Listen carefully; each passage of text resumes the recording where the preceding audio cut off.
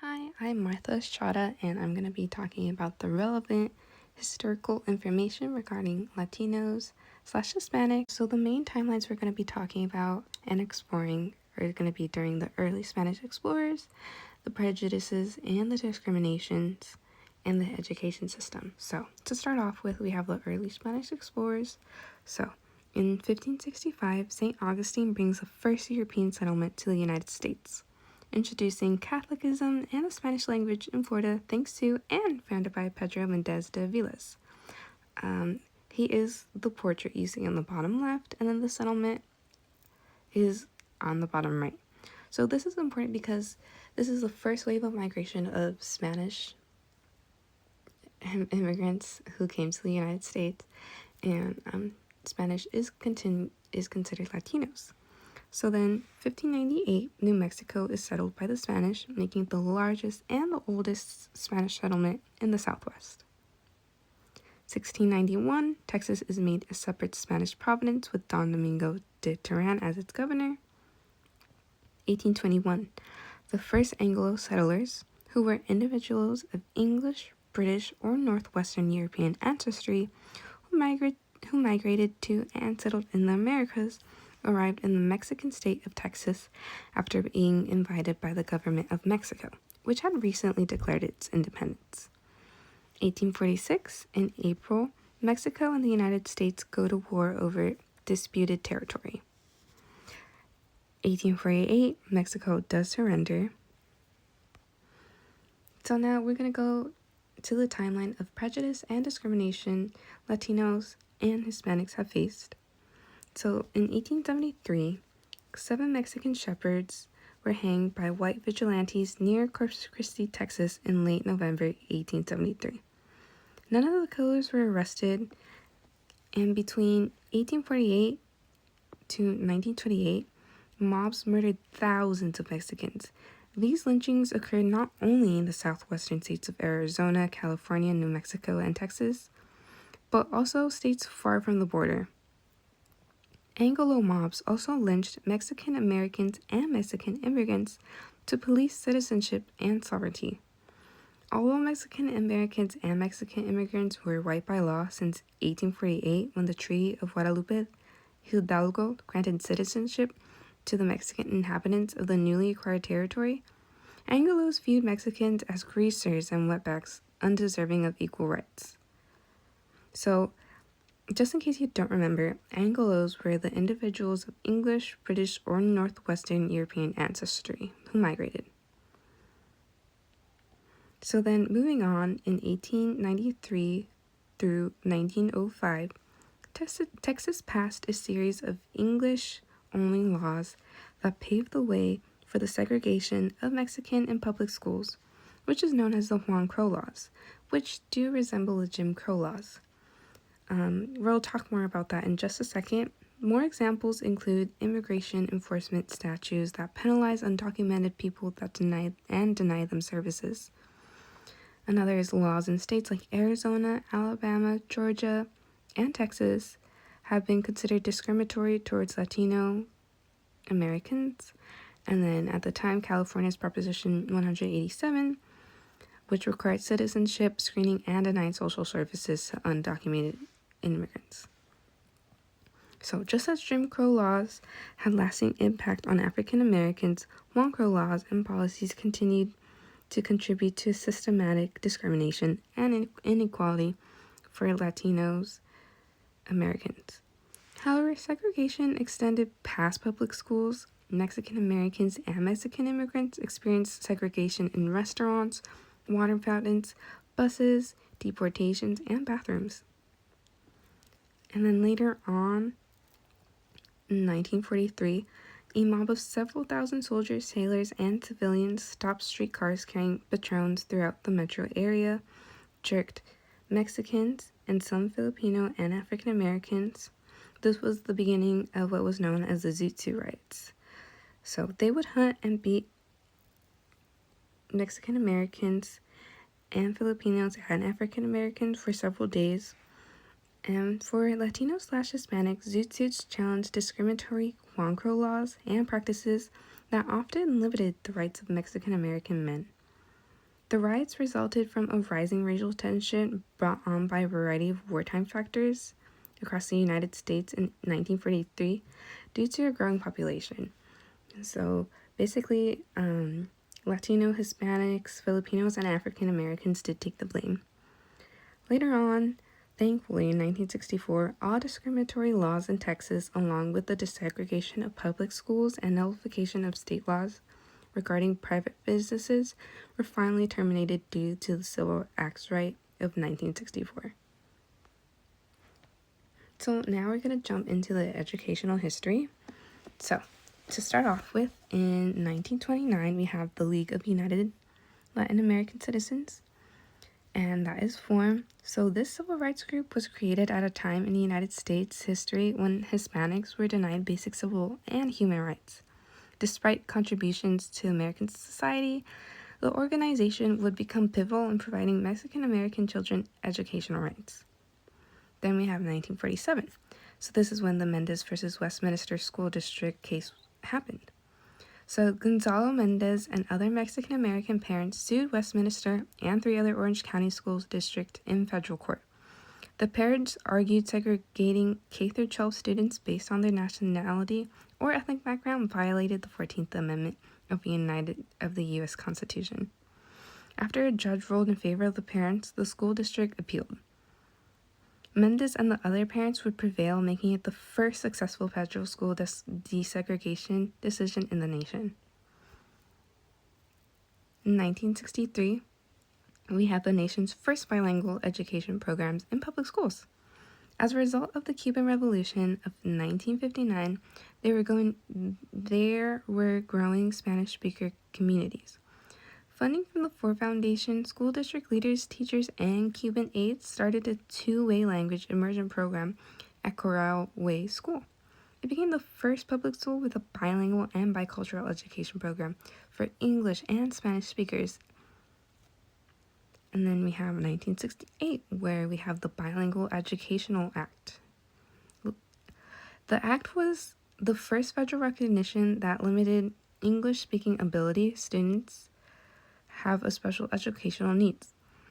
In the interest of equal educational opportunity, bilingual programs that address those needs should be federally funded. It was formally recognized ethnic minorities could seek differentiated services for reasons other than segregation or racial discrimination. It also as well encouraged instruction in language other than English. In 1994, we have the Improving America Schools Act.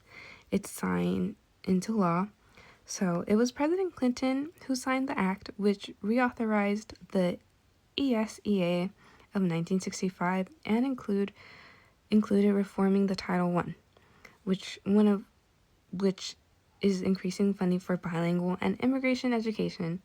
It authorized $215 million for competitive grants towards the development and implementation of bilingual educational programs. It also allocated $35 million for innovative model programs to establish or improve foreign language instruction. And then lastly, we do have, in 2002, the No Child Left Behind Act approved and signed into law.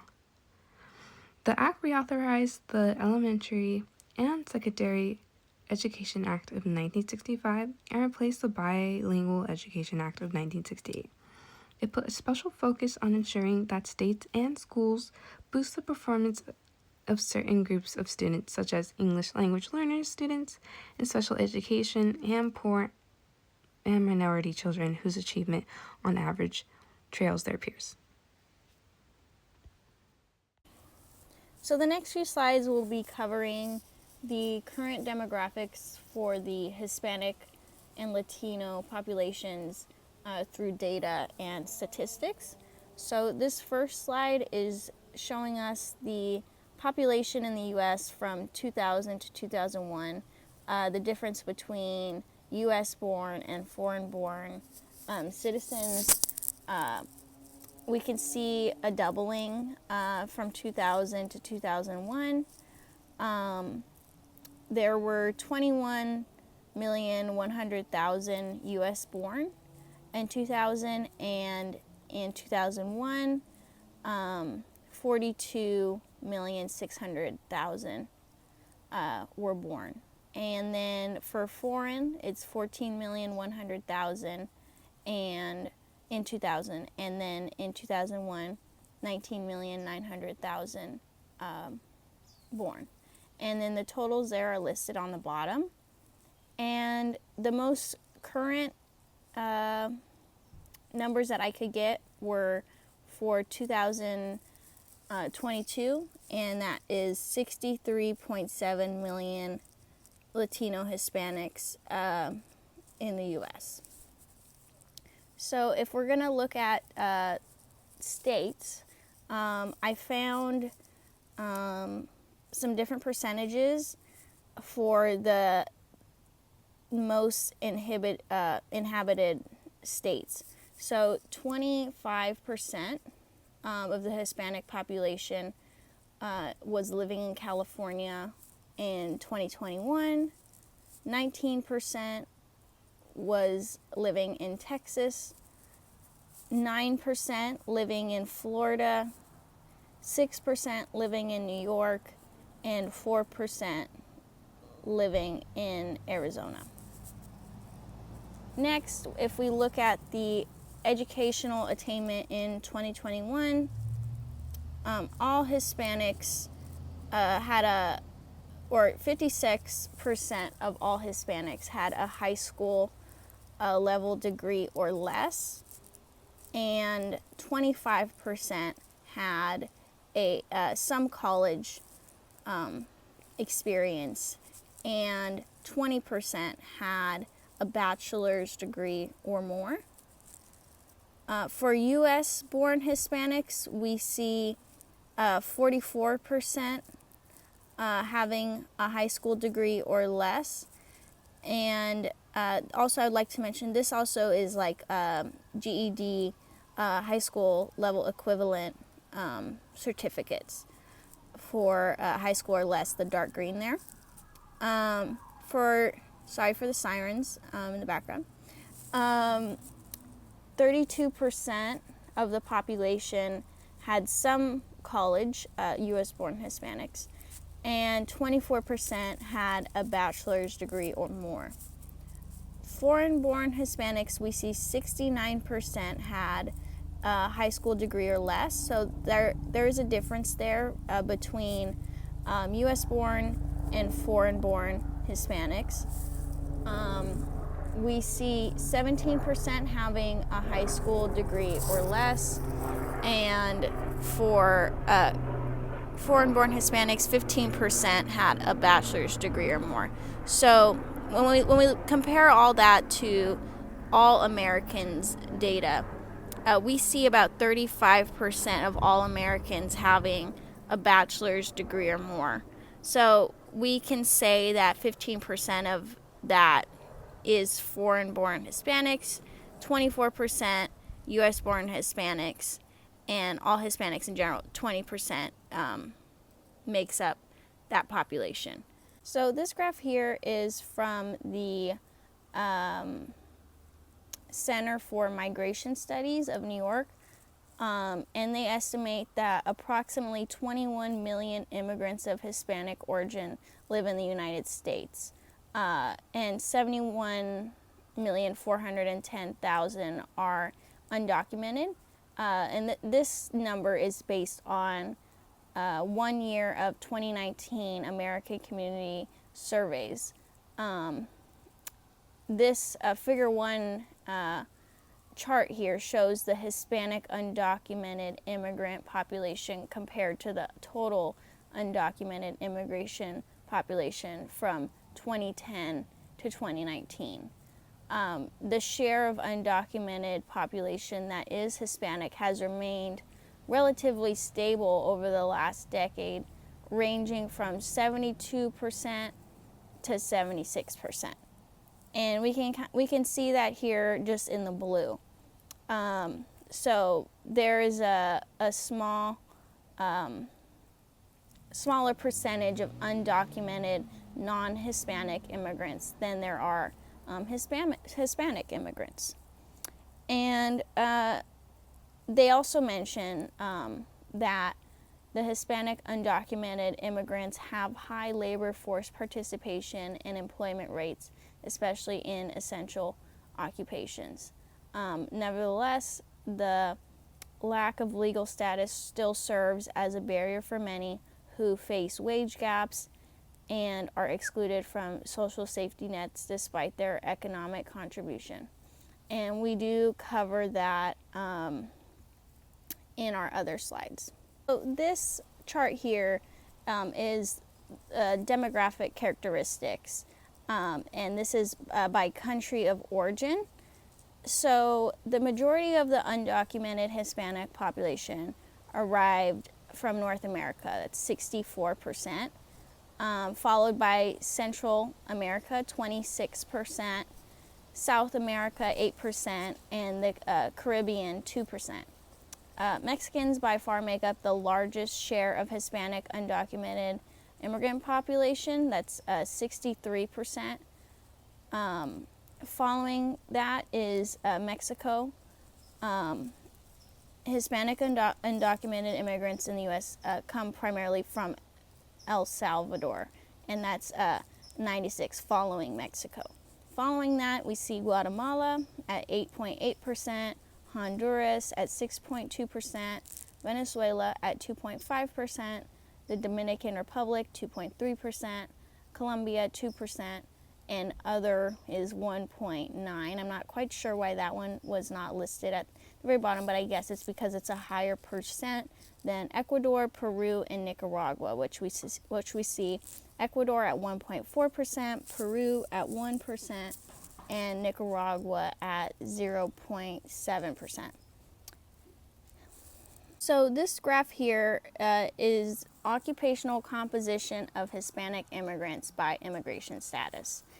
And we can see that in total, if we were to add all this up, 96% of Hispanic undocumented immigrants in the labor force are employed. And according to this chart, nearly 2/3 of the overall Hispanic undocumented population is employed in either service occupations, natural resources, construction, or maintenance occupations. And that's all this is according to, as you can see on the bottom, American Community Survey. I'm not sure if it was in 2019 or 2021. It's kind of confusing, but let's just say it was in that range. Legal status plays a role in the type of occupations, and we could see that with the difference between red and blue lines. Only 8% of undocumented Hispanic immigrants are employed in management, business, and art occupations, as opposed to 23% of Hispanic documented immigrants. And then we see 31% of Hispanic undocumented immigrants are employed in each of the occupational categories. So all of them, compared to 26% and 16% of Hispanic documented immigrants. So what this tells me is that our Hispanic documented immigrants in the red there, they tend to have, these management, business, science, art occupations, these service occupations, more so than the, construction, natural resources, sales, production, moving, and in some cases, the lower wages. And then we see undocumented immigrants, they are very high in service occupations. So when we think of service, I think of service worker. And I'm actually a human services major, but it's a very broad range. We have social workers, nurses, but we also have people, who are just doing general service, manual labor, minimum wage. So it's hard to say that the Hispanic undocumented immigrants fill jobs that don't require high levels of education, or perhaps more so, they're not given that opportunity. But it doesn't mean that they're not essential. And And we can see that here in this figure here, which is share of Hispanic documented and undocumented immigrants in essential occupations. And so when we're going over this graph and the last two, I do want to stress the difference between documented and undocumented, but I think it's also important to look at the Latino Hispanic population as a whole and just how much they make up of our labor workforce, and what jobs in particular they are taking up, and that they are, even though this website has said that a lot of fill jobs that don't require high levels of education, I think that should open a dialogue to show that they are still very, very essential and useful and needed in society, but also not necessarily given the wages that they're deserving of. And, you know, in these other slides, we're covering the importance of education and equal opportunity for these populations, regardless of their documentation status. And so in this chart here shows the top 20 essential occupations which employ the largest number of people in the United States. Undocumented Hispanic and Latino immigrants overall represent a larger share of the workforce in many of the top key low-skilled occupations. And those are construction labor, maids and housekeeping, grounds and maintenance workers, chefs, cooks, janitors, building cleaners, laborers in freight, stock, and material movers, waitresses and waiters, drivers, sales workers, truck drivers, and cashiers. And those are the top. High skilled, look at that number there. You know, I hate that, you know, I liked how they used skill as opposed to, you know, valued, essential, but really the skill is also reflective of the wage that you're getting.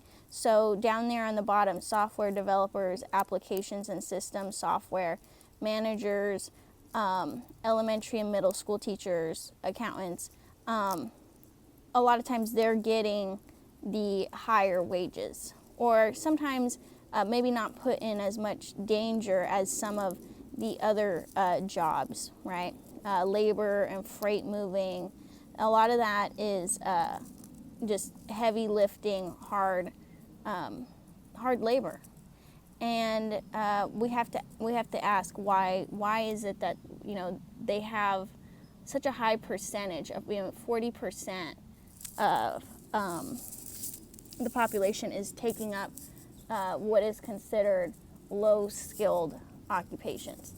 And then when we look at we look at the number of undocumented Hispanic immigrants in that highest skilled labor, that number is almost non-existent. It looks to be maybe 1 to 2%. That to me is just unbelievable. We look at elementary, middle school teachers, undocumented, not possible. You know, you have to be documented. But even then, that number is extremely low. You know, we're looking at like 2, 3, 4% of our population. So, you know, it raises a lot of questions as to opportunities given to our Hispanic and Latino population. And in these slides, we hope that you take away just how important of a role each culture plays in society. And this is just one of them. This is just our Hispanic Latino population. But we all play a vital role in society. We all want equal opportunity to follow our dreams and really seize any opportunity that we're drawn to, and not get stuck in specific roles just based on our documentation. Immigration patterns topic. Immigration has played a significant role in shaping Hispanic/Latino culture, both in the United States and across Latin America. The patterns of migration, the reasons behind them, and the impact on culture identity vary depending on the specific region or country. Here are some common immigration patterns that I found in Hispanic slash Latino culture.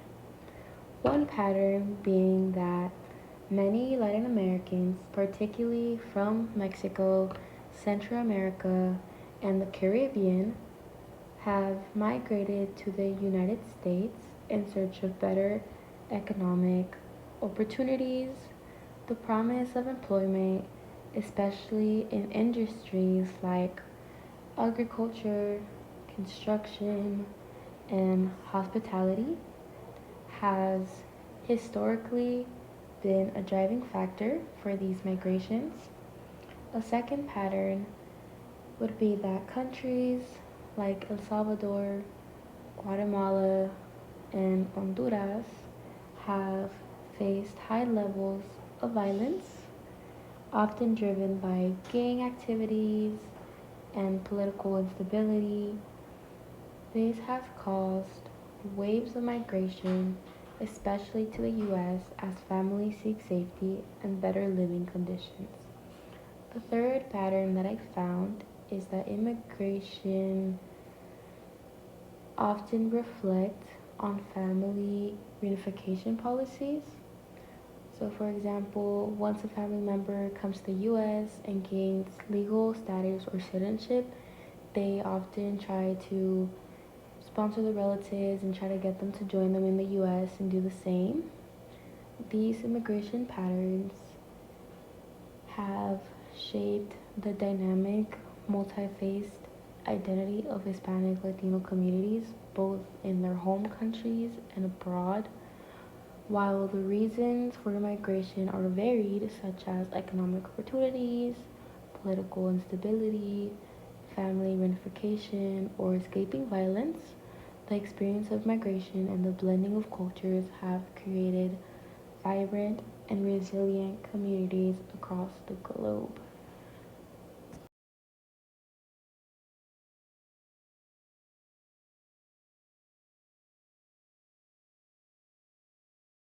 Hello, everyone. My name is Audrey, and I will be focusing on the cultural traditions, holidays, and celebrations of Latino and Hispanic culture. Before I begin, I would like to apologize in advance for any and all mispronunciations. I'm still learning, so if anyone could properly teach me, that would be amazing. To start us off, I will be talking about the mariachi, which is a traditional Mexican musical ensemble known for lively performances, which are commonly played at festivals and weddings. Sometimes a singer will accompany the band, or sometimes it's just the band playing on their own and it's just the instrumentals. Both are super lovely. I listen to both on YouTube, and yeah, I would recommend you do the same if you haven't done so already. Moving on, we have familismo, which emphasizes strong family bonds, loyalty, and collective support. I know many will agree with me when I say that food is the glue to fellowship. It represents heritage by preserving traditional dishes, and meals bring families and friends together. Not just the act of eating, but the preparation that goes into it. Typically, the grandma or the mom is in the kitchen preparing the food, of course, with the help of other family members. And I like to think of it as one of the love languages, like acts of service. They are um, doing all of this work to prepare yummy food for the entire family. And I think that's a beautiful thing. So on the next slide, I have a few illustrations from everything that I just explained. So for the mariachi band, they have the charo outfit, which if I am if I'm remembering my research correctly, it roots from the 16th century and it's typically worn by Mexican horsemen and cowboys. And again, it's just a way to honor their history. And instruments that are typically played are the guitar, violin, trumpet, Guitaron and Vihela. I think this family portrait is so beautiful of celebrating the kid's birthday, and it's so admiring that Latino cultures emphasize relationships within the extended family. That's something that I admire, and it's so great to have those close ties. And it reminds me of Coco, the Disney movie, which I will also be talking about in a few slides. But anyways, I'm sure that picture of the taco looks amazing. I know it's making me hungry, but what I thought was so interesting is that within the Latino culture, they have staple foods, but there are different variations based on different regions. And so whether that's a certain meat selection or the various sides, it's very specific to different countries and regions. So I have three more cultural traditions I'd like to share with you guys. We have curanderismo, which is the art and practice of traditional medicine. And the root word is curar, which means to heal in Spanish. So I just thought medicine and treating people, like how that's so fundamental to the Hispanic culture. I think that again really ties with the importance of family and collectivism. And so moving on, we have folclorico, which is the traditional Mexican dance style through movement, music, and colorful costumes. So I also watched a video on YouTube just to see what the style of dance was, and it truly was captivating to see all of these like bold movements. And last but not least, we have sports, specifically soccer. It symbolizes national pride, especially with the World Cup happening every 4 years. It brings people together and they like get to root for their favorite players and for their country. And it's also great for community building. People of all ages can play soccer, and it's just a fun way to get to know your neighbors and yeah, and have a competitive game. Again, I have a few more pictures just to capture everything that I just said.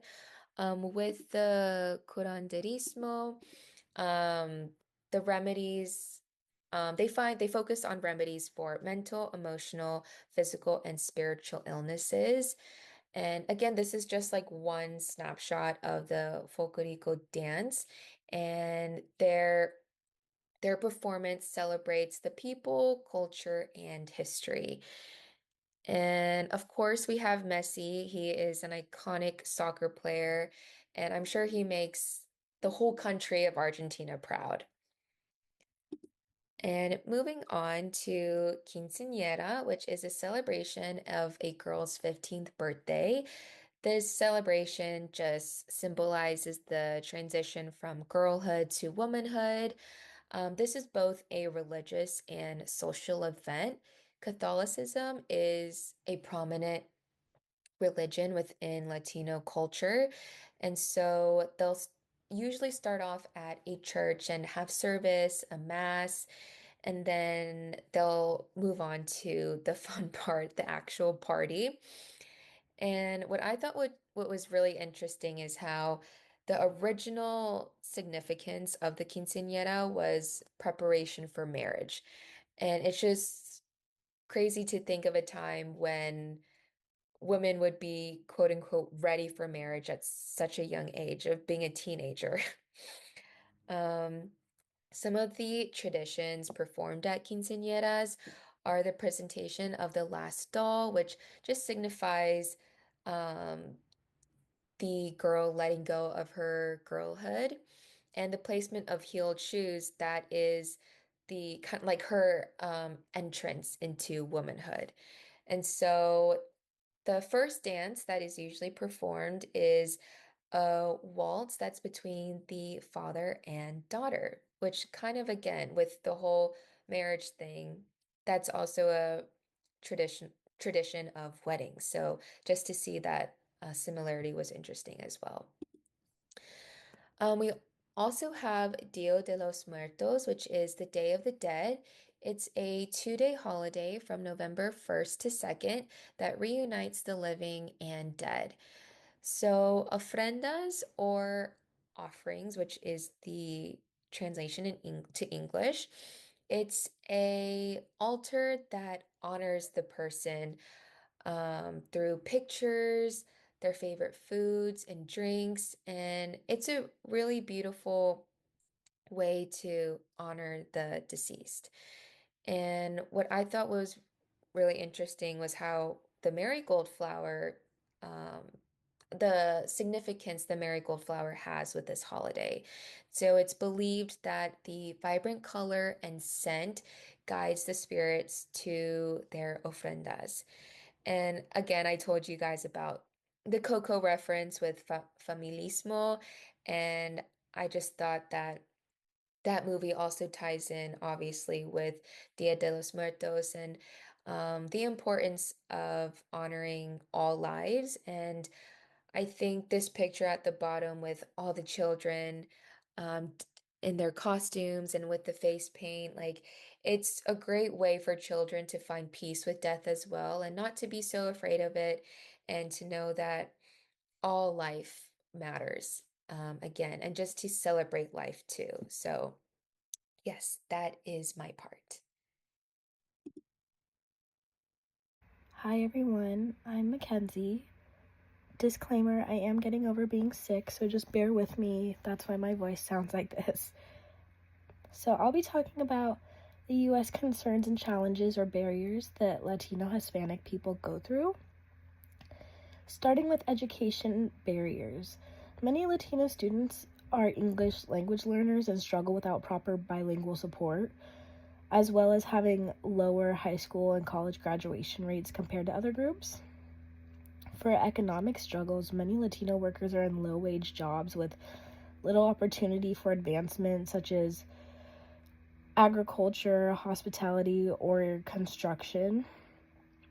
The median Latino household income is lower than the national average, contributing to financial hardships.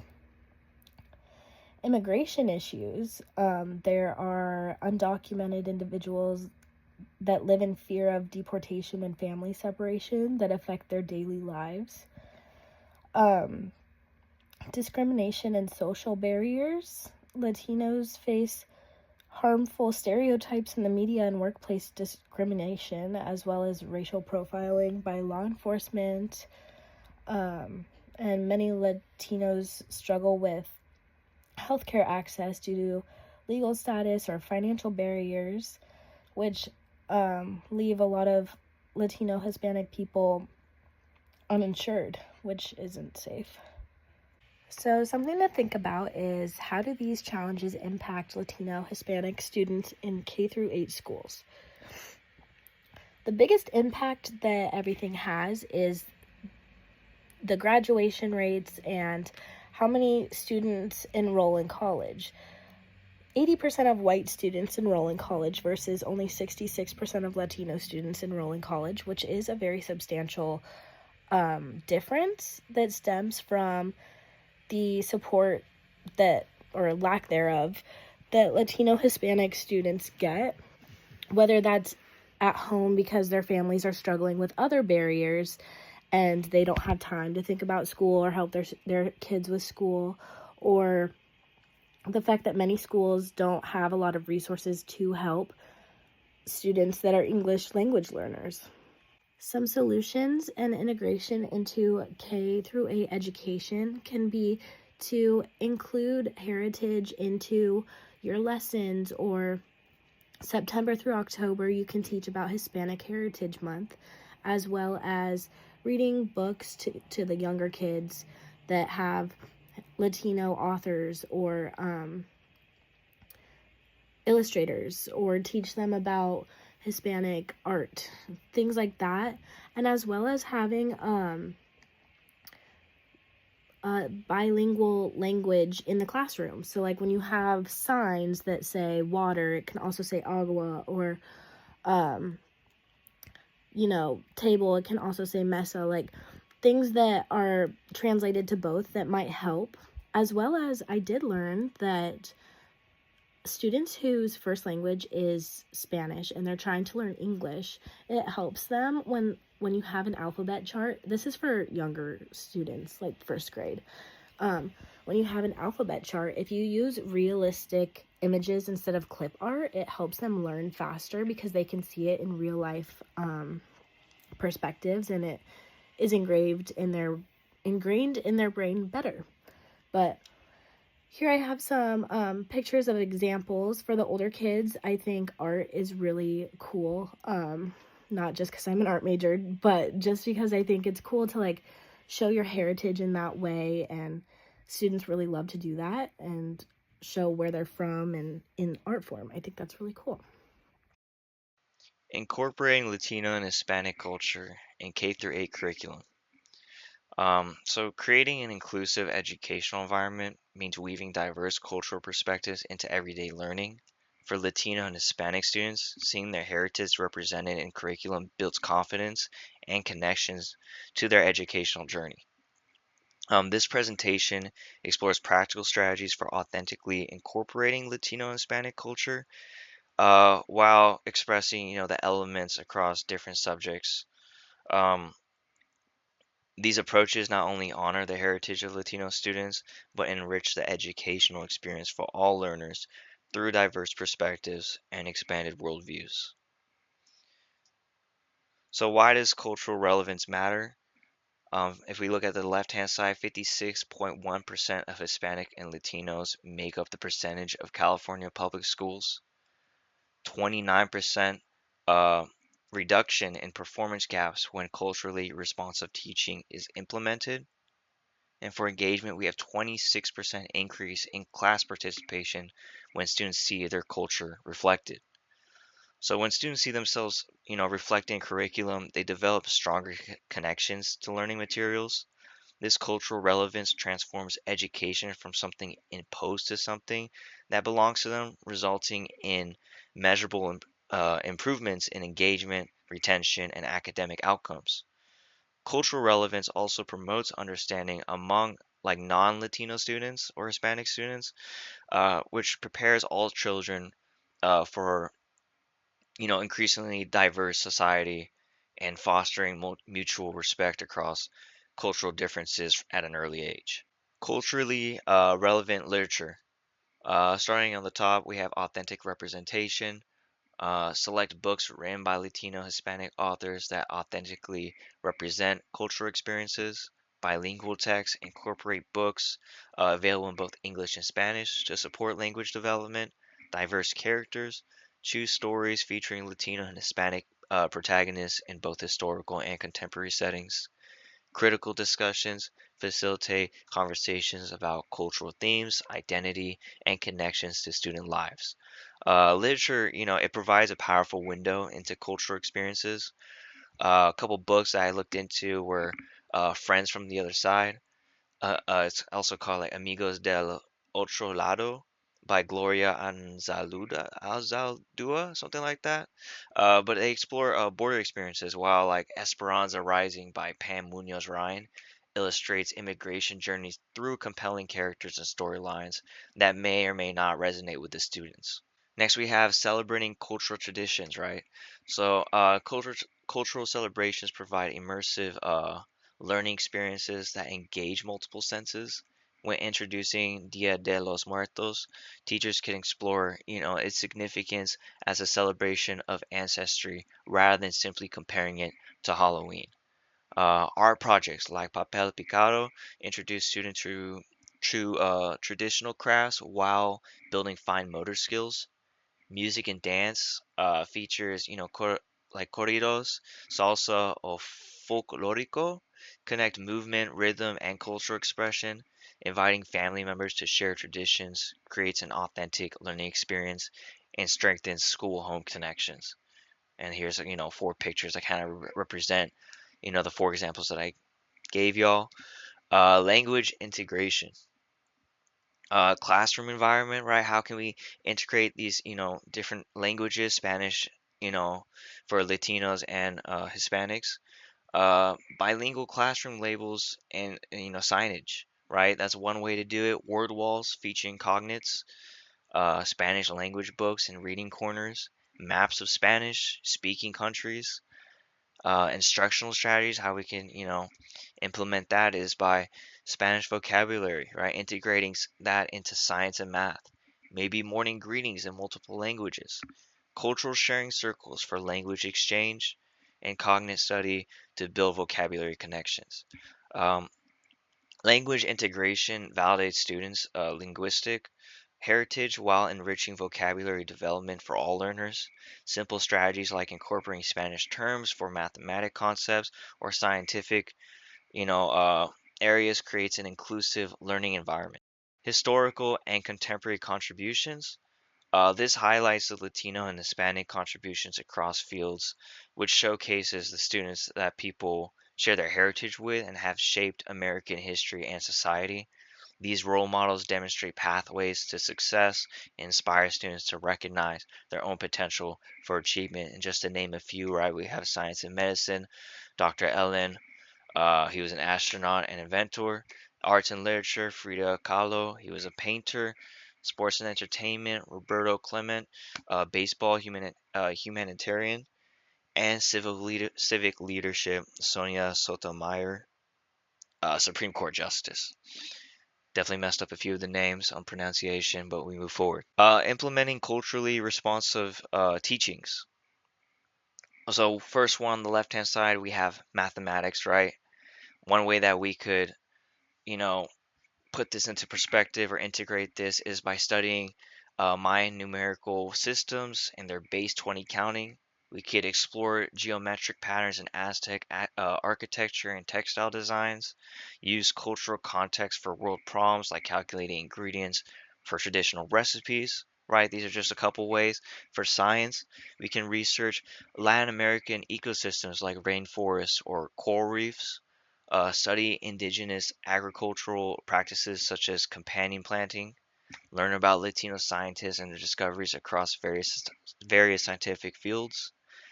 Social studies analyze primary sources from different perspectives on historical events, compare immigration experiences across different time periods, explore connections between Latinos' civil rights movements and other social justice causes. And lastly, we have language arts. We could analyze cultural themes in Latino literature, practice storytelling techniques from oral traditions, and study the influence of Spanish on American English vocabulary and expressions. Integrating cultural perspectives into core academics demonstrates that Latino and Hispanic contributions are central to each discipline rather than uh, peripheral, add-ons. Uh, this approach pretty much helps students make meaningful connections between curriculum content and cultural knowledge.